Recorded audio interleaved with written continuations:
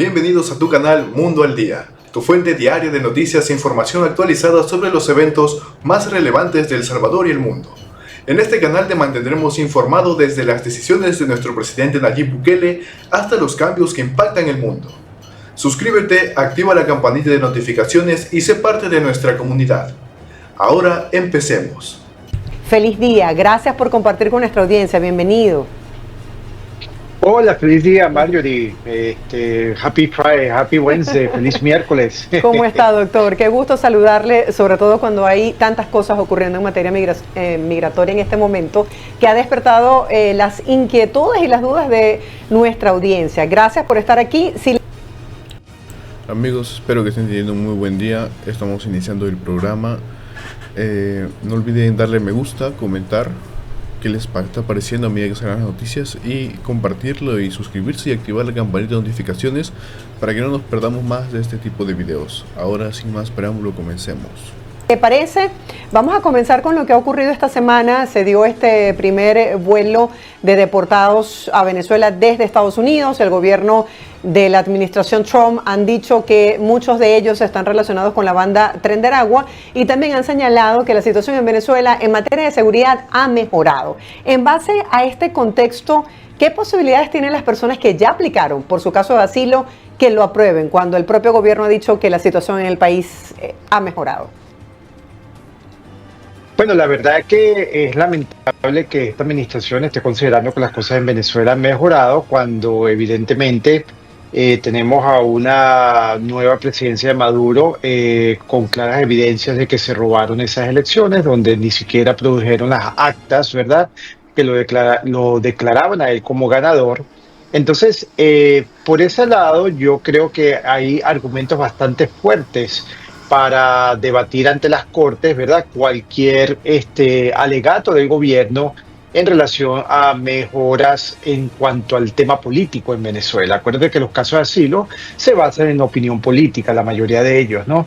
Entonces, mi recomendación para las personas que están viendo el programa es que se enfoquen en que las condiciones en Venezuela no han cambiado. Tenemos un presidente que se robó las elecciones y que sigue persiguiendo a personas que son miembros de la oposición. Entonces, con noticias, cartas de testigos que corroboren lo que estamos diciendo, un juez probablemente va a conseguir que continúen las condiciones en Venezuela, siguen siendo desfavorables para opositores que corren el peligro de ser perseguidos si regresan a Venezuela. Doctor, en algunos casos familiares de las personas, por ejemplo, de los que fueron transferidos a Guantánamo, dijeron que no estaban relacionados con la banda Tren de Aragua y que se les estaba relacionando por los tatuajes que poseían, que en algunos casos están asociados con esta organización. ¿Es suficiente evidencia un tatuaje?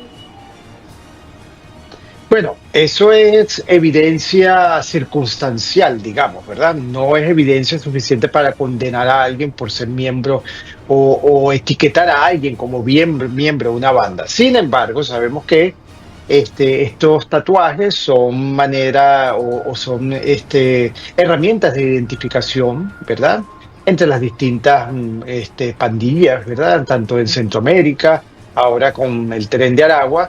Entonces el gobierno también pudiese tener un argumento a su favor, considerando la detención, pero nuevamente, como existen protecciones constitucionales, probablemente ante un juez federal el resultado sea lo opuesto, porque con evidencia circunstancial no es suficiente para determinar que una persona es miembro o no de una banda.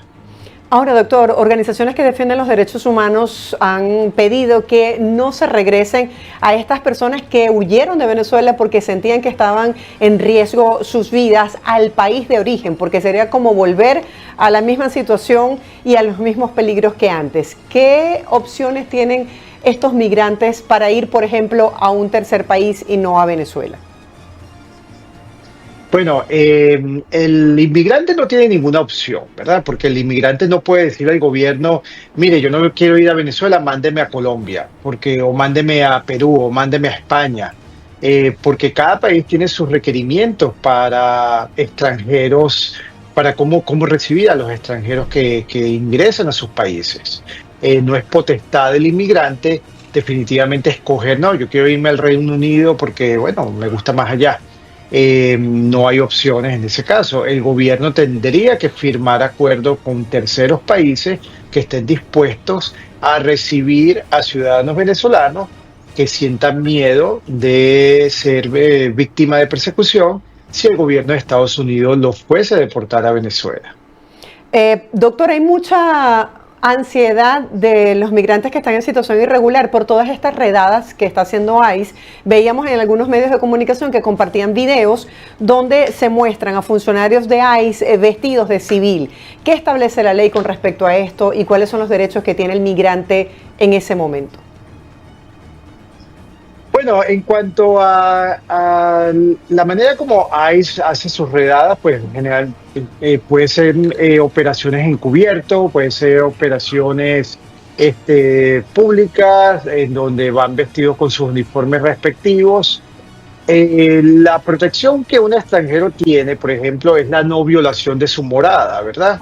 Eso es un derecho constitucional. Si a usted no le presenta la persona una orden que le permite entrar a su morada o a su lugar de trabajo, ¿verdad? Una orden firmada por un juez, por un magistrado, entonces usted no tiene por qué abrirle la puerta a esos oficiales y usted pues permanecerá dentro hasta que pueda llegar la policía, si usted puede llamar a la policía para que entonces exista pues una corroboración de información entre ambas agencias y la policía puede determinar si en verdad usted tiene que abrir la puerta o no. Pero si no tiene una orden judicial, no debería abrir la puerta. Ni tampoco. Eso es algo interesante que pues hemos escuchado hace unos días, que lo mencionaron, ¿no? Pero ahora un poquito más en profundidad en palabras del abogado, en que no se debe abrir la puerta cuando te tocan los de migraciones, algo que está respaldado, ¿no? por la ley, que no tienes la obligación de abrir la puerta, entonces tú puedes quedarte dentro de tu casa siempre y cuando ellos no tengan un documento con el que te puedan hacer salir o abrir tu puerta para ingresar a sacarte, pues. Si es que no tienen un documento de ese tipo, ellos no pueden ingresar a tu hogar. Así que hasta ahora, si es que en algún momento tienen un problema con migraciones, lo mejor que podrían hacer es mantenerse a puertas cerradas. Si es que ven a los de migración, pues. Entonces, ya sabemos eso. Y otra cosa a tener en cuenta es la de contratar un abogado, ¿no? Que sería muy importante para poder estar preparado ante cualquiera de las situaciones que puedan llegar a ocurrir. Firmar, por ejemplo, una orden de deportación, o sea, que está accediendo a esto. Correcto, también cuando la persona es detenida se puede negar a firmar cualquier documentación. Si se ve en riesgo de que va a ser deportada, la persona puede decir en ese momento que quiere que le haga un miedo creíble porque tiene miedo de persecución, de ser regresado a su país, y entonces en ese caso la persona tiene que ser puesta en custodia, ¿verdad? Hasta que se le haga la entrevista de miedo creíble, y si esta entrevista es positiva, entonces se abre un nuevo proceso para discutir su posible solicitud de asilo. Doctor, ¿y qué ha pasado con las ciudades santuarios aquí en Estados Unidos? Bueno, lo que sabemos hasta ahora es que el gobierno ha amenazado a las ciudades santuarios de cortarle cualquier tipo de ayuda federal si no aceptan colaborar con las agencias migratorias, con ICE, ¿verdad? En relación a la búsqueda de inmigrantes y entregárselos a estas autoridades. En ciudades grandes como Nueva York, Chicago, Los Ángeles se han expresado oponiéndose rotundamente a cualquier tipo de colaboración, ¿ok? Ya veremos qué pasaría entonces con la parte de ayudas de parte del gobierno federal hacia estas ciudades. Sin embargo, te recuerdo que California y Nueva York son de los estados que más aportan al gobierno federal, ¿verdad? En contribuciones. Entonces veremos si se va a empezar una batalla entre el gobierno federal y el gobierno local o estatal con relación a esto. Doctor, estamos en Estados Unidos y sabemos que el idioma oficial es el inglés, pero ¿qué pasa cuando ciudadanos hispanos no están en su sitio de trabajo y están públicamente, como por ejemplo en un hotel, hablando en español? Algunas personas reconocidas del mundo del entretenimiento han señalado que han sido víctimas de discriminación tan solo por hablar español. Quisiera que habláramos acerca de esto. De alguna manera, con este discurso antiinmigrante, ¿se está estigmatizando a los hispanos? Bueno, primero que nada quiero corregirte, en Estados Unidos no hay ningún idioma oficial, no hay en las leyes, no hay en la Constitución algo que diga que el inglés es el idioma oficial de los Estados Unidos. Por lo tanto, no es que el inglés sea el idioma oficial y es que se deba hablar inglés, es el idioma que se ha adoptado, ¿verdad?, por uso, pero en ningún sitio dice que el inglés es el idioma oficial de los Estados Unidos. Número dos, en base a esto, cada quien es libre de hablar el lenguaje que quiera, ¿ok? Siempre y cuando no sobrepase, ¿verdad?, los límites de que está molestando, ¿verdad?, el espacio de otra persona, obviamente. Pero si usted se encuentra en la calle hablando español, usted sigue hablando español, ¿ok? Porque no debe haber una razón por la cual usted sea señalado y discriminado porque está hablando español. Y si alguien le... Ese tema del idioma es digamos una barrera es una barrera real, ¿no?, que existe, es bastante conocida y bastante vista, sobre todo por los latinos que llegan a Estados Unidos.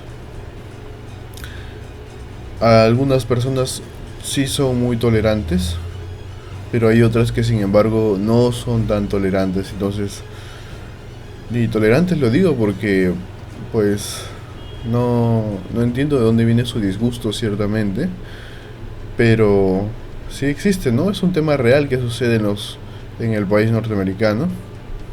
El tema de las discriminaciones, por hablar de una forma distinta, te pueden llegar a discriminar de una manera muy poco humana, por así decir. Incluso algunos se enojan, y en casos menos recurrentes hay personas que incluso se ponen violentas. Entonces son temas que son bastante complicados y que suceden en el país. Dice algo de que por qué está hablando español, usted le puede decir a esa persona muy decentemente que ese no es su problema, ¿ok? Y si se siente discriminado en un lugar, en un sitio, en un negocio, en un establecimiento, bueno, hable con el manager y diga, mire, yo me siento discriminado porque estoy hablando otro idioma, ¿por qué yo no puedo hablar otro idioma? ¿Cuál es el problema? Entonces, y que le dé una explicación, y bueno, y si es de poner una queja más arriba, ponga una queja más arriba, pero sepa y entienda que en Estados Unidos no existe un idioma oficial, y el hecho de que usted esté hablando español en un sitio reunido con unos amigos no debería ser razón para que a usted lo señale, a usted lo discrimine. Gracias por esta aclaratoria, doctor. Nosotros estamos recibiendo todas estas dudas de los televidentes a través de nuestro canal de YouTube. Le comparto alguna de ellas. Dice así, abogado, cuando una persona se casa, su esposa le puede pedir el permiso de trabajo por matrimonio siendo una ciudadana americana. Bueno, vamos a poner un poco de información que no tenemos allí. Me casé con un ciudadano americano, sí. Puedo pedir un permiso de trabajo basado en que estoy haciendo un ajuste de estatus por una petición de visa de inmigrante que introdujo mi esposa, que es ciudadana americana. Sí puede hacer ese proceso, sí puede solicitar un permiso de trabajo. Sí, bueno, nosotros estamos compartiendo con ustedes los testimonios y nos preguntan así, doctor, yo tengo TPS, soy venezolano, petición de mi madre que es ciudadana, pero no sé cómo está el caso de peticiones. Yo entré con visa de turista hace algún tiempo, hace como 5 años. Quiero saber si aún estoy protegido. Bueno, es importante aclarar que una petición por sí sola no protege al beneficiario de tiempo de de estar en Estados Unidos sin estatus migratorio, ¿verdad? De presencia ilegal. Entonces, la persona siempre va a tener, si estamos hablando de casos como estos, donde un residente o ciudadano americano pide un hijo mayor de edad, ¿ok? Esto se conoce como casos de preferencia, ¿verdad? Visas de categoría de preferencia. Entonces, dependiendo de la preferencia, hay un tiempo de espera para solicitar la residencia permanente una vez que la visa está aprobada. Entonces, en la mayoría de los casos tenemos tiempos de espera de 9, 10 años, ¿verdad? Okay. Entonces, esta persona, para poder luego obtener la residencia permanente, va a tener que demostrar que desde el momento que entró hasta el momento que introduce la aplicación para ajustar estatus, ha mantenido estatus legal, ¿ok? Okay. Entonces, si ya tiene lo que decimos nosotros, tiene grietas, tiene huecos en donde hubo presencia ilegal, o sea que no tuvo estatus migratorio, ya esa persona no va a poder ajustar estatus dentro de los Estados Unidos. Entonces, para responder la respuesta del amigo, el TPS te protege, ¿verdad?, de que no te remuevan de los Estados Unidos y hasta que sea, y cuando se venza, si no ha sido extendida ese TPS, entonces ya tú quedarías en estatus ilegal y la petición de tu mamá no te da un permiso para estar en Estados Unidos durante el tiempo que te corresponde para obtener la residencia permanente. Te saluda Gaby Peroso. El día de hoy... Algo interesante, ¿no?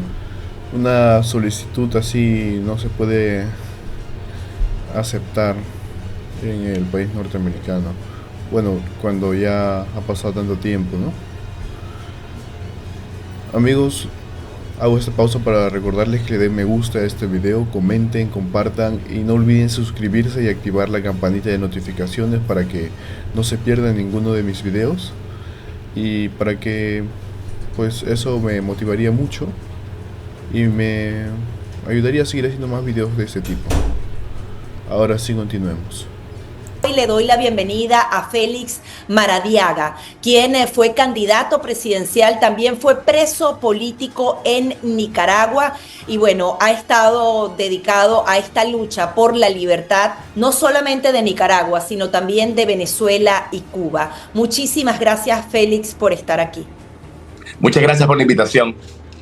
Sí, queremos justamente analizar la perspectiva desde el punto de vista de Nicaragua, que ha sido una de las dictaduras más férreas y que ha avanzado con mayor rapidez en la región. Incluso hay quienes se atreven a asegurar que en el tema de las libertades civiles de los ciudadanos es mucho peor, es mucho más fuerte la represión. Sin embargo, los venezolanos lo hemos venido experimentando de una manera mucho más dura entre 2024 y 2025. Quería en principio que pongas en perspectiva a el público venezolano sobre lo que sucede en Nicaragua y cómo estas dos dictaduras van trabajando de la mano, para luego adentrarnos al tema de Estados Unidos y todo eso. Pero, ¿qué comparaciones establecerías entre tu nación y la nuestra? Bueno, en primer lugar, reiterar mi admiración al pueblo de Venezuela. Yo siempre he insistido que Venezuela ha hecho de todo para salir de esa dictadura tremenda. Primero la dictadura de Chávez y luego Nicolás Maduro, que ha llevado a Venezuela no solamente a perder sus libertades, sino a una situación de colapso económico. Las similitudes, sin lugar a dudas, son el hecho de que ambos países son dictaduras, no son el resultado de la elección transparente ni de la voluntad popular. Además de ello, son dictaduras con una cercana asociación y complicidad con el crimen organizado. Yo las defino como cleptocracias y además de ello auspiciadas por China, Rusia e Irán detrás de bambalinas, a veces un poco más obvio, a veces menos obvio, y naturalmente Cuba como la cabeza de la serpiente de esa red de dictaduras. Las diferencias quizás tienen que ver con el hecho de que el Frente Sandinista había estado en el poder a partir del 79 y eso le permitió capturar una serie de instituciones del Estado que nunca fueron totalmente democráticas del 79 en adelante. El caso de la Corte Suprema, el caso de la Asamblea Nacional, que a pesar de que el Frente Sandinista supuestamente estuvo fuera del poder durante 16 años, como el mismo dictador Ortega lo decía, gobernaban desde abajo, porque tenían una enorme presencia en las cortes, en el poder legislativo. A diferencia de esto, Venezuela fue una de las democracias más robustas de América Latina, fue una democracia con una clase media muy grande, un país próspero por su patrimonio petrolero, lo que permitió de que esa densidad de instituciones democráticas formadas durante la época del Pacto de Punto Fijo le hicieran más difícil a Chávez y más difícil a Maduro poder desbaratar completamente la institucionalidad democrática. Ortega lo ha podido hacer mucho más rápido, porque Nicaragua no solamente es un país geopolíticamente y geográficamente más pequeño, sino porque el Frente Sandinista en su primera dictadura ya había generado una captura importante de las instituciones del Estado. Ahora bien, quería analizar contigo en esta primera parte del programa el tema de Estados Unidos. Acaba de cambiar la administración y podría haber un nuevo, una mirada más fresca o no a el tema de las tres dictaduras. Hemos visto al secretario de Estado Marco Rubio asegurar que Nicaragua, Cuba y Venezuela son enemigos de la humanidad, es decir, un statement muchísimo más elevado. Sin embargo, esto podría quedarse solo en palabras. Tú que has estado reuniéndote con personas que conocen muy bien, que incluso forjan esas políticas exteriores, ¿cómo ves?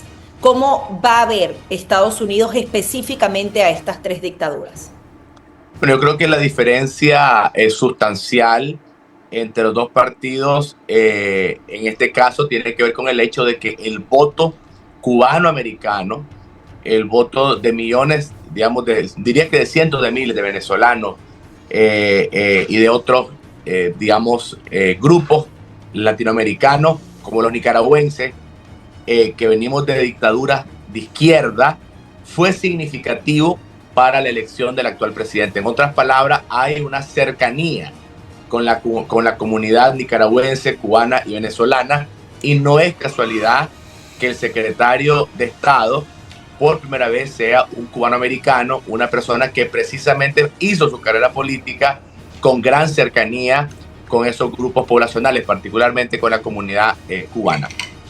Eso nos lleva a intuir de que habrá hacia Cuba una política más dura y a intuir de que la administración estará en algún momento enfocada de tomar acciones que sean más concretas, más allá de los comunicados. Hemos visto, por ejemplo, el uso de los mecanismos de tarifas, de bloqueos comerciales. En el caso de los nicaragüenses, muchos de nosotros, no quiero generalizar, pero una buena parte de la oposición, yo me incluyo en ese grupo, hemos abogado para que se corte el Tratado de Libre Comercio con Nicaragua, porque creemos que es inmoral que una dictadura que asesina, que encarcela, se lucre de un acuerdo que está diseñado para la democracia. En resumen, amigos, me parece que son propuestas muy interesantes, ¿no? El hecho de que se corte el Tratado de Libre Comercio hacia los países que tienen dictaduras me parece muy bien, porque es como cortarle el ingreso de dinero de una manera muy estricta. Eso sin duda sería un golpe duro para esa dictadura, así como para los ciudadanos de ese país. Sin embargo, la dictadura sería quien sufriría más, ¿no? Porque se vería acorralado y sin dinero. Entonces sería eso un problema para ellos. Podemos esperar acciones fuertes precisamente por la presencia del secretario de Estado Rubio. No obstante, creo que sería un error colocar todas las esperanzas de cambio democrático en Estados Unidos. Sería un error esperar de que Estados Unidos por sí solo va a hacer estos cambios por varias razones. La primera de ellas, y lo digo con mucha pena, pero es la realidad, que América Latina no es prioridad para la administración en su conjunto. Tendrá un lugar importantísimo en la Secretaría de Estado, como lo demostró el secretario Rubio, haciendo su primer viaje al exterior, escogiendo precisamente un viaje hacia América Latina, pero Estados Unidos está con muchos otros conflictos globales y eso hace que América Latina tenga que competir, concretamente Venezuela, Cuba y Nicaragua, tengan que competir con otros temas. Yo creo que eso nos obliga a quienes aún estamos haciendo todo lo posible por hacer incidencia en Estados Unidos a trabajar más duro con esta administración, no asumir de que nuestros temas van a estar siendo prioritarios en las mesas de tomas de decisiones. Hay que tocar puertas e insistir que el caso de Cuba, Venezuela y Nicaragua no quede en el olvido. Sí, es significativo que el secretario de Estado Marco Rubio haga su primera gira internacional y lo haga aquí en la región, tomando en cuenta que, por ejemplo, hay 2 guerras en curso que también están siendo atendidas de manera urgente por la administración de Donald Trump. Ahora, Marco Rubio prácticamente se centró en 2 temas fundamentales: ir sacando a China del camino y adicionalmente el tema migratorio. Ambos temas de alguna manera competen definitivamente a Nicaragua y a Venezuela, pero si realmente no hay una salida de estos regímenes, yo creo que no se le está poniendo el correctivo fundamental o de origen a lo que es esa influencia china y lo que provoca tanta migración hacia Estados Unidos. ¿Qué crees tú que falta? ¿Qué piezas deberían también tomarse en cuenta para que Estados Unidos realmente solucione el problema que en principio ha dibujado al mundo que le representa a América Latina en este instante? Es una interesante pregunta. Vamos a escuchar qué es lo que tiene que decir al respecto. Pero antes recordarles que le den me gusta a este video, comenten qué les está pareciendo estas noticias del día de hoy. No olviden compartirlo y activar suscribirse y activar la campanita de notificaciones para que no se pierdan de estos tipos de videos. Y así me motivarían a seguir haciendo más videos de este tipo también. Ahora continuemos. Tu pregunta es sumamente importante, has puesto la mano en la llaga. Insisto que Rusia, China y de cierta manera Irán y Cuba son el engranaje que de alguna manera está sosteniendo estas dictaduras. Y son ideológicamente agnósticas. China, que es comunista, no tiene problema de colaborar con Vladimir Putin, que tiene un discurso bastante ultraconservador, nacionalista, que a su vez no tienen problemas con colaborar con una teocracia como son los ayatolás de Irán. Y quien facilita esas redes de espionaje es Cuba, porque Cuba de alguna manera es la mano de obra barata de la mano perversa de China. Y el laboratorio de todo esto ha sido Venezuela y Nicaragua.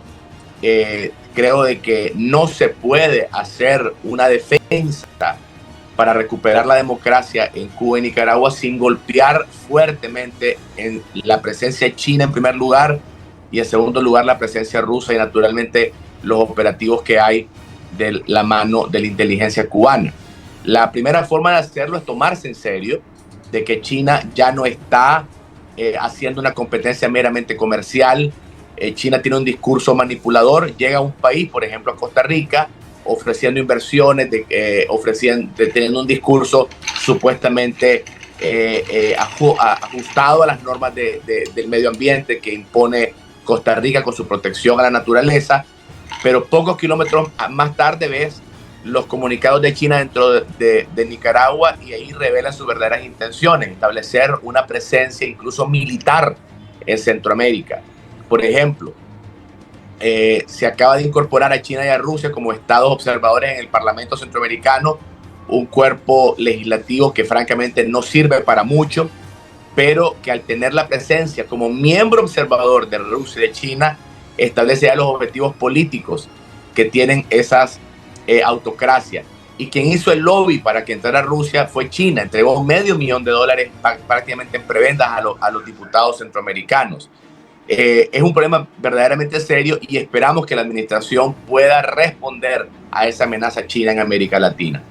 Ahora, ¿qué opciones tiene Estados Unidos para ir sacando del juego a China? Hemos visto lo que ocurrió en Panamá, pero eso es netamente comercial. ¿Hay realmente maneras de que Estados Unidos pueda sacar del juego a los chinos que ya tienen 2 décadas invirtiendo, apoderándose de puertos, de lugares estratégicos en toda la región? Yo creo que sí, y mi primera recomendación sería, y lo he dicho en cada oportunidad que tengo, es aceptar que el mundo está lamentablemente ya en una guerra fría. Esta es una guerra fría más peligrosa, más sofisticada que la guerra fría contra la extinta Unión Soviética, porque la extinta Unión Soviética nunca tuvo el poder geopolítico, el tamaño poblacional y la capacidad económica que tiene China. Estados Unidos no ha enfrentado a un enemigo de esa magnitud. Cuando enfrentó al nazismo con Hitler en la Segunda Guerra Mundial, naturalmente era una potencia industrial, pero Estados Unidos era indudablemente la principal potencia del mundo con muchísima distancia de Hitler. Con la Unión Soviética fue similar. Sin embargo, con China ya hay casi una paridad de tamaño económico, obviamente no per cápita, pero sí en términos absolutos. China tiene una estructura militar que asemeja en su tamaño a Estados Unidos, compite con Estados Unidos en inteligencia artificial, compite mano a mano con Estados Unidos en su capacidad aeroespacial. Entonces, el primer paso es tomarse a China como una amenaza real y tratarla de la misma manera que Ronald Reagan trató a la Unión Soviética. China no tiene voluntad de tener un ascenso pacífico al poder geopolítico como lo establecía su política anterior, la llamada Peaceful Rise to Power, que era la política oficial de China. Esa política ha cambiado. China quiere competir con Estados Unidos, incluso militarmente. Y termino con un ejemplo concreto. La gran prueba de fuego va a ser Taiwán. Si China logra tomar por la fuerza Taiwán y Estados Unidos no hace nada para defender a Taiwán, eso enviará un mensaje terrible al resto de sus aliados de que China podrá invadir de la misma manera que Rusia invadió Ucrania y Estados Unidos no metió las manos por sus aliados. Así que estamos en una situación verdaderamente compleja. Creo que las dos pruebas de fuego son en este momento Ucrania y también Taiwán. Y menciono Ucrania porque China está detrás de Rusia en este intento ilegal de apropiarse del territorio soberano ucraniano. Y si Rusia se sale con la suya, esto le hará una invitación a China para que también haga lo mismo con Taiwán. Ahora, volviendo a la política de Estados Unidos, ¿hasta dónde crees que pueda llegar la administración de Donald Trump? ¿Podemos volver a esa iniciativa de máxima presión que podría entonces quitar las licencias en el caso venezolano? Quizás estudiar lo que tú hablabas de ese tratado de libre comercio entre Estados Unidos y Nicaragua, pero no sabemos si eso definitivamente derroque a Daniel Ortega y a Nicolás Maduro. ¿Hasta dónde pueden llegar y si realmente podría estar planteado un paso más allá, que sería algún tipo de intervención humanitaria, física? Porque hay quienes aseguran que si no están dispuestos a llegar hasta el último punto, Donald Trump no va a querer perder nuevamente esta nueva ronda y por tanto más bien podría acercarse o dejar en un pacto de no agresión a estos dos regímenes. ¿Cómo lo ves? Bueno, primero quisiera decir que y lamentar, pero es lo que la evidencia nos dice, que las dictaduras modernas han aprendido mucho. No son las dictaduras torpes de los años 50 y 60, tienen mucha sofisticación, tratan de ocultar su represión con supuestas leyes, están teniendo narrativas falsas que confunden a la opinión pública. Miremos, por ejemplo, la maquinaria propagandística de Rusia y de China, y eso hace que lleguemos a una conclusión muy clara, que las dictaduras solo van a salir por la fuerza, por el uso legítimo de la fuerza en el marco del derecho internacional.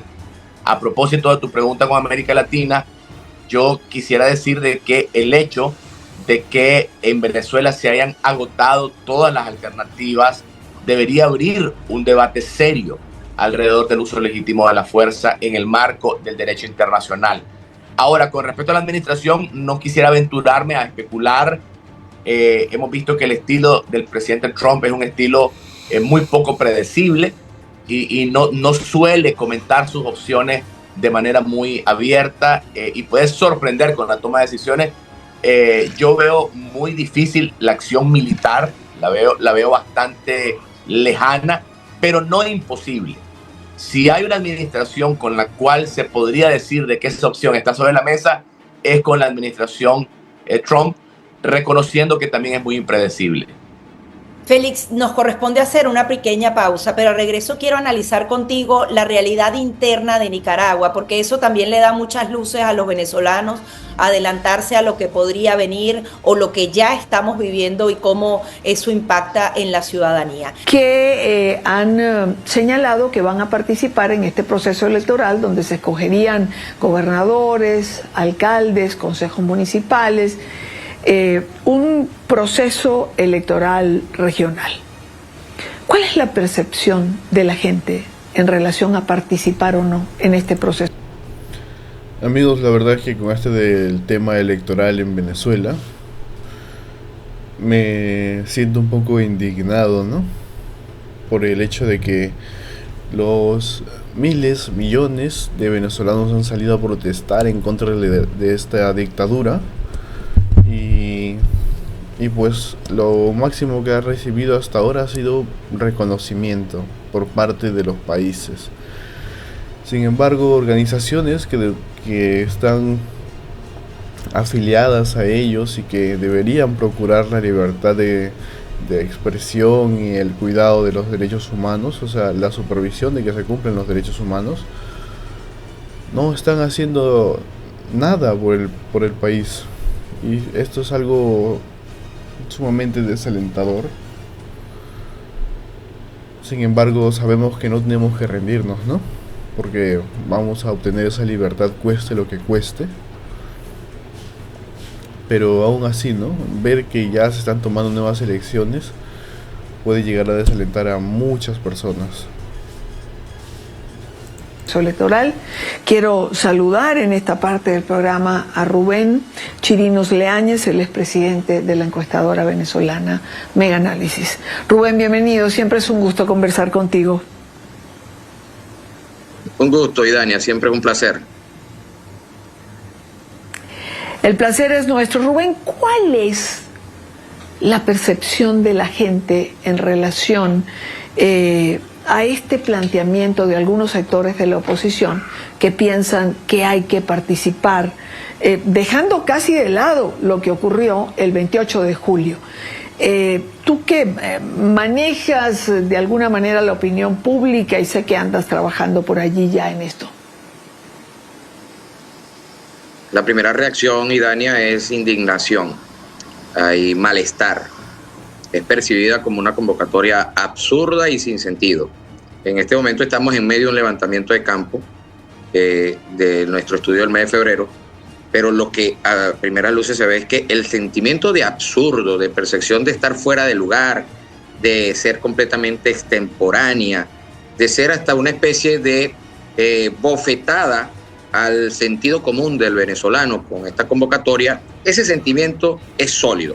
Ese sentimiento es fuerte, es muy, muy, muy grande, porque ciertamente el 28 de julio sigue allí.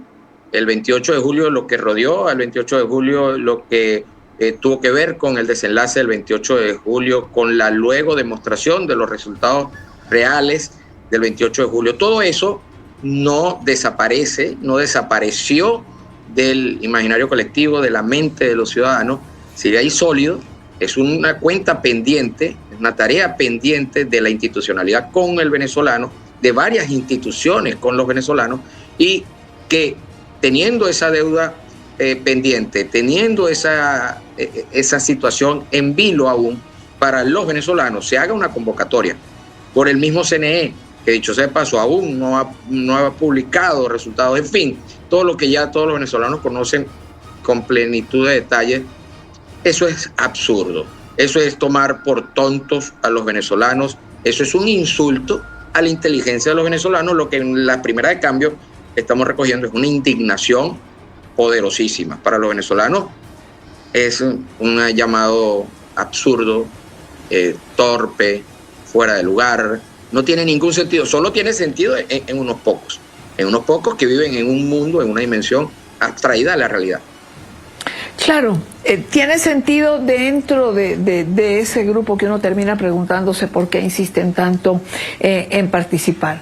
No has terminado esta encuesta, estás en trabajo de campo, lo sé y lo acabas tú de reconfirmar, pero esa percepción es tan sólida como dices, es decir, con esos calificativos de absurdo, de casi ser una bofetada a lo que ocurrió el 28 de julio. Completamente fuerte el rechazo, completamente sólido. Aquí los convocantes y los participantes van a ser vistos por los venezolanos como grandes traidores a la legitimidad de lo que ha sucedido en los meses anteriores. Aquí no, en Venezuela, y de hecho ese es parte de lo que es la presentación de nuestros resultados de este estudio. En Venezuela hay solo una verdad. La verdad es una sola. ¿Es blanca o es negra? Aquí ya no hay espacio para los términos de grises y los tonos de grises en las cuales algunos han querido mantenerse mientras el país abona, por ejemplo, casi 9 millones de migrantes forzosos en el mundo, mientras el país tiene los niveles de calidad de vida más precarios del continente. Hay en algunos rubros hasta iguales a los de Haití, no queriendo ser peyorativo con los hermanos haitianos, pero nunca en nuestra manera de ver a Venezuela éramos un país que estuviéramos en esa misma situación, y bueno, en algunos rubros lo somos. Entonces, para este grueso de venezolanos, para la gran mayoría, no hay tonos de grises en cuanto a la verdad dentro del país. El que convoque, el que participe, el que hable, el que entre en la narrativa de las elecciones, está dando un salto a vacío en cuanto a lo que es primero la historia, la percepción de la historia y la contundencia con la que los venezolanos los van a evaluar a esos políticos, periodistas, medios, encuestadores que se presten a este mundo de ficción, van a ser y ya están siendo rotundamente rechazados como traidores, mentirosos, falsos. Es que es un mundo de ficción el tema de las elecciones, y ya lo podemos recoger con lo que va de muestra, ya los números son aplastantes. Ahora, Rubén, ¿esto quiere decir que para el país, para los venezolanos, puertas adentro, el capítulo del 28 de julio del año pasado no es una página pasada? Sí, de manera contundente. El 28 de julio, Idania, en ningún momento ha desaparecido del imaginario colectivo venezolano. El 28 de julio sigue sólido entre los venezolanos. Lo que recogió el 28 de julio, todo ese proceso previo, incluso tenemos que agregar, imposible separar el proceso de primarias de la oposición, pero todo lo que luego fue construyéndose entre lo que fuese febrero, marzo, abril, mayo, junio del 2024 y el culmen del 28 de julio, todo ese proceso es muy fuerte entre los venezolanos. Los principios que movilizaron a los venezolanos, reencuentro de los que se fueron, recobrar al país, la lucha de lo bueno versus lo malo, la injusticia versus la justicia. Hay una cantidad. Eso no era un mero evento electoral. Y plantearse este escenario, que ya es visto como absurdo para buena parte de los venezolanos, aún no podemos dar un número, pero es simplemente tratar de llevar al país de la realidad a una ficción que se apuntala en un elemento, el terror. Una ficción que depende del terror.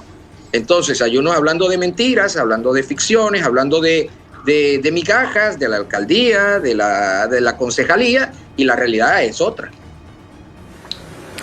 Rubén, tú has mencionado una palabra importante, terror. El miedo como factor condicionante del venezolano en el aquí y el ahora, para actuar, para pronunciarse, para todo su desarrollo cotidiano, ¿es un factor presente? Sí, sin lugar a duda. Sí. Hay hay un tema, el infundir temor, el crear una sensación de zozobra, ha sido parte de este ejercicio social no beneficioso para un país, porque ninguna persona, ningún ser vivo que dictamine la mayoría de sus decisiones en base al temor o al terror que gira a sus alrededores. Amigos, lo sabemos, ¿no?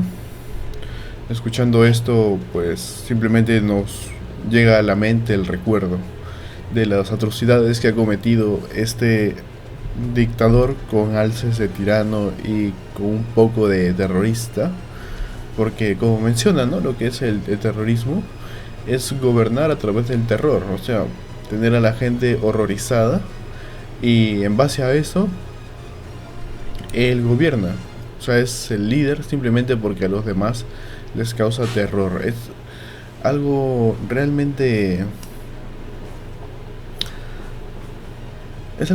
horrible ese caso. Y por último, que no solamente él lo hace, sino que invita a grupos criminales a hacerlo en su propio país, a aterrorizar a sus compatriotas, a aterrorizar a los países de su alrededor. Entonces está haciendo como un puente para el terrorismo. Imagínense eso, ¿no?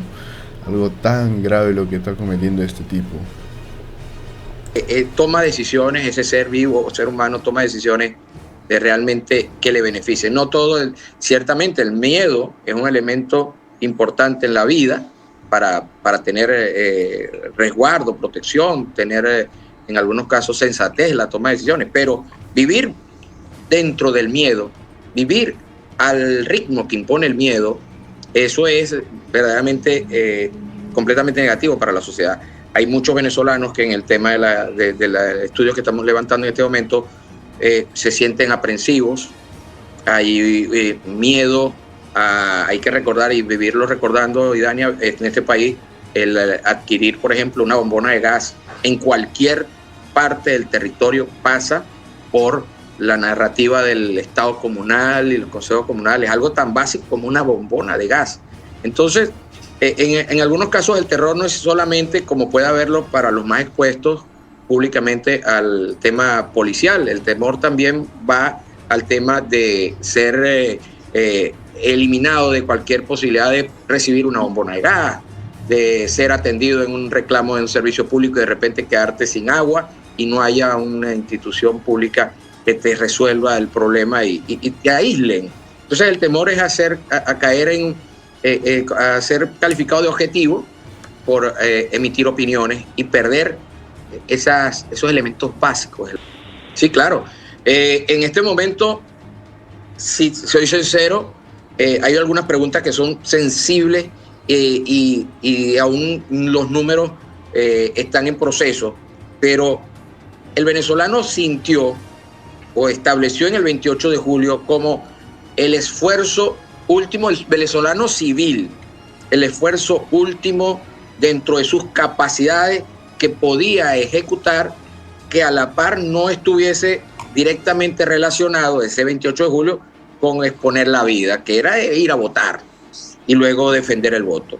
El venezolano siente, pues esto es discutible, que sea válido que lo sienta o no, pero es lo que siente en este momento, que hizo lo que le correspondía hacer. Ahora bien, probablemente no es suficiente y hace falta más. Ahí es donde viene el tema de cómo manejar esa frustración cuando percibían que ese esfuerzo iba a ser lo suficiente porque iban a haber otros segmentos de la sociedad que tenían que hacerse presentes. Esos otros segmentos e instituciones también están siendo muy mal vistos. Son víctimas también de esa frustración. Sectores de nuestra institucionalidad que hacen mutis e hicieron mutis frente al 28 de julio, el 10 de enero, y siguen haciendo mutis, son igual de rechazados que los que llaman a la convocatoria a la elección. Entonces, ¿qué hacen los venezolanos en este momento? Puede aparecer una suerte de inocencia, desespero, no pierden las esperanzas, pero la ponen en algo que realmente no es tangible, es algo, una frase que te resumiría esto: algo tiene que pasar. Es algo que sucede y se repite en los venezolanos. No es algo voy a hacer que pase, sino algo tiene que pasar. Entonces el venezolano está a la espera de que algo suceda que compense ese esfuerzo del 28 de julio y quizás no está entendiendo que, bueno, que ese fue un gran esfuerzo, pero requiere de más. Ahora, una última pregunta, Rubén. De toda esta circunstancia de la que hemos hablado, de toda esta situación, de lo que pasó el año pasado, de comenzar el 2025, ¿el liderazgo salió afectado? ¿La credibilidad, la confianza de los sectores de oposición, de María Corina Machado, salieron afectados? Con respecto a los liderazgos, y Dania, las posiciones siguen estando igual en cuanto a posición. Los números varían. Que los números cambian, eso siempre sucede. Más cuando los momentums van siendo otros. Sigue siendo María Corina Machado la líder más importante del país. Eso no está en ninguna duda. Las distancias son abismales. Que pueda haber sufrido un pequeño descenso o un descenso a partir de no haber logrado el 10 de enero o no haberse logrado el cambio que la mayoría esperaba, bueno, eso es algo lógico, porque más allá de eso, la confianza en que sucediera sigue apostándose a ella porque es la persona que para los venezolanos sigue siendo la única en quien confiar. Eso no ha variado. Las posiciones siguen siendo iguales. Los números pueden haber tenido cambios, aún estamos en medio del estudio para poderlo. Claro. Pero sigue siendo María Corina Machado la gran referente, seguida Edmundo González, sigue siendo Nicolás Maduro el gran rechazado en el país cada vez más, y creo y estoy convencido que este llamado a elecciones, que está siendo muy mal evaluado y mal calificado por los venezolanos, fortalece a María Corina Machado y fortalece estos liderazgos como el de ella, porque las vocerías que están convocando o que están auspiciando o que van a participar del mismo, también se reposicionan en donde ya muchos venezolanos tenían ubicados a los Manuel Rosales, a los Enrique Capriles Radosky, a todos estos. Entonces es parte de una pequeña sacudida, lo del 10 de enero, pero al final la verdad es una sola. No da tonos de grises en el país y la gente termina por definir, sí, eres Capriles Radosky, eres Manuel Rosales, eres fulano, ¿verdad? Eres no confiable para la mayoría. No eres María Corina Machado, que se ha mantenido esta posición. Esta convocatoria le termina favoreciendo a este liderazgo al de ella. No obstante, sí, hay variaciones, pero sigue siendo la figura más importante dentro de la opinión política venezolana, seguida de Edmundo González. Continuamos con más de nuestro programa Perspectivas, conversando con Félix Maradiaga, quien fue candidato presidencial y expreso político en Nicaragua. Recientemente se han aprobado nuevas reformas constitucionales o constituciones en Nicaragua que, si acaso habían pocos derechos, prácticamente anulan al ciudadano y sobre todo a la separación de poderes. Quería que nos explicara. Esta noticia acerca de Nicaragua suena muy interesante, el hecho de que haya hecho este tipo de actos, ¿no? Vamos a escuchar qué tiene que decir el experto. No sin antes, amigos, recordarles que le den me gusta a este video, comenten lo que opinan, compártanlo con familiares y amistades y suscríbanse y activen la campanita de notificaciones para que no se pierdan más videos como este. Y dicho sea de paso, eso me motiva mucho a seguir haciendo más de estos videos. Ahora sí, continuemos. Cómo un poder va sobre otro, cómo han creado también una copresidencia. Explícanos lo que está sucediendo ahorita recientemente y lo que se ha venido creando, un entramado en donde definitivamente es solo un poder el que se ejerce en tu nación.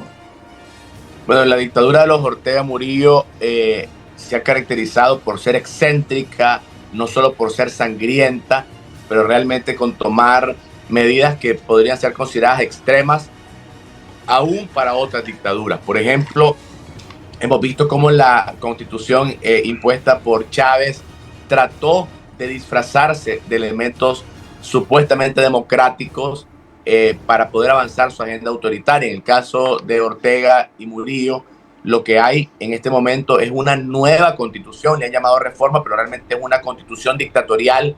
Incluso llamarle constitución es mucho, porque una constitución debería tener un debido proceso. Claro. Debería haber una constituyente, un proceso mínimo de consulta, y fue un documento redactado en la mesa del desayuno de la pareja dictatorial para convertir a Nicaragua en una monarquía absolutista, en un sultanato bicéfalo. Se establece, por ejemplo, la disolución del Poder Legislativo y el Poder Judicial para convertirlos en órganos subordinados a algo que se llama la copresidencia.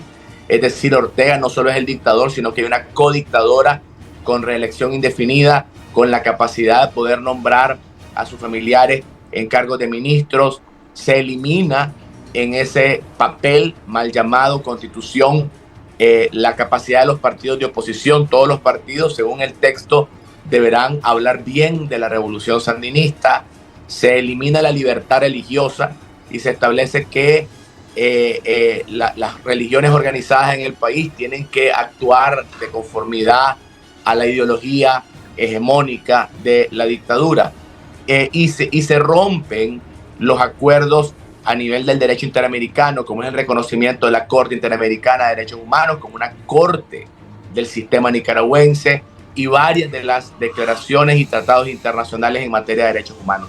Nicaragua pasa por una etapa muy oscura, y a manera de ejemplo quiero mencionar el hecho de que una de las instituciones más perseguidas es la Iglesia Católica, que hoy tiene 22 propiedades confiscadas por un valor superior a los $200 millones. Han expulsado a más de 400 religiosos, más del 70% del clero se encuentra en el exilio, casi 40 de los religiosos han sido declarados apátridas. Recientemente expulsaron a la orden religiosa de las hermanas clarisas, que son hermanas contemplativas, y lo menciono como ejemplo de que no se respeta ni siquiera a la Iglesia Católica o a iglesias de otras denominaciones. Nicaragua es hoy un estado totalitario. Sí, y es que cuando no hay un castigo, cuando no hay una responsabilidad, o cuando simplemente estas dictaduras se salen con la suya, pueden seguir siendo cada vez más descarados. Y yo siempre pongo el ejemplo de Nicaragua cuando decimos en Venezuela, no, ya yo no creo que eso pase. Por ejemplo, la detención de Rocío San Miguel o de Carlos Correa era algo que uno decía, no van a ir hasta allá. Y ya lo hicieron y podrían ir aún más allá. En el caso venezolano se pudieron realizar unas elecciones, se pudo probar el fraude. En Nicaragua esa posibilidad está completamente cerrada. Ahorita estamos viendo que están llamando a elecciones regionales en Venezuela. Quería que nos enseñaras a través del ejemplo de Nicaragua cuánto más se puede profundizar la dictadura de Venezuela y qué puede ser peor, ¿no? Bueno, lamentablemente de Nicaragua con respecto a la dictadura sandinista, efectivamente solo puedo dar ejemplos negativos de cómo se puede radicalizar. Cuando amigos me mencionan que Venezuela y Nicaragua están iguales, yo les digo, bueno, las cosas que estamos viendo hoy en Venezuela las miramos en Nicaragua hace muchos años. Por ejemplo, en la última ocasión en que la oposición nicaragüense pudo competir en unas elecciones con un candidato fuerte, que de hecho se parecía mucho a don Edmundo, un señor de la tercera edad, un caballero muy respetado, don Fabio Gadea Mantilla, fue en las elecciones del 2011. Esa fue la última oportunidad de una elección competitiva donde logramos tener más del 70% de las actas. El régimen cometió un fraude masivo, incluso impidió a los observadores y fiscales electorales en más del 30% de las mesas de votación. Y eso nos pasó en el 2011. Y apenas hace 2 semanas salió el fallo de la Corte Interamericana que declara la ilegitimidad de origen de Daniel Ortega porque fue electo en elecciones fraudulentas. Ya en el 2016 cancelaron la personería jurídica de todos los partidos políticos con capacidad de hacer oposición real, y en las elecciones del 2021 nos arrestaron a todos los precandidatos que estábamos compitiendo en las elecciones primarias.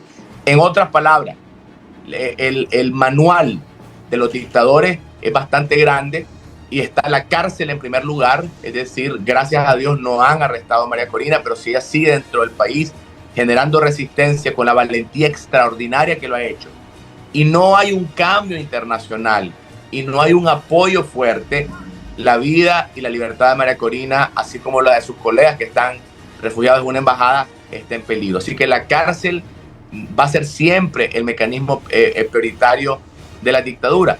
Pero además de ello, fabricar, como ya lo están haciendo, partidos de falsa oposición. En Nicaragua les llamamos zancudos, creo que ustedes les llaman murciélagos, si no me equivoco, o algo así, que son partidos que fingen ser oposición y le hacen el juego a las dictaduras. Por eso yo lamento que en este llamado a las elecciones que hay en Venezuela hayan algunos miembros que, que se autodefinen como oposición, que van a aceptar participar en lo que será un circo electoral, porque eso es lo que ha sido Nicaragua hasta ahora, un circo electoral.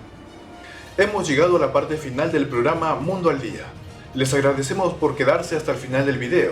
No olviden darle like, suscribirse y activar la campanita de notificaciones para que estén actualizados sobre las noticias más relevantes de El Salvador y el mundo. Esto fue Mundo al Día.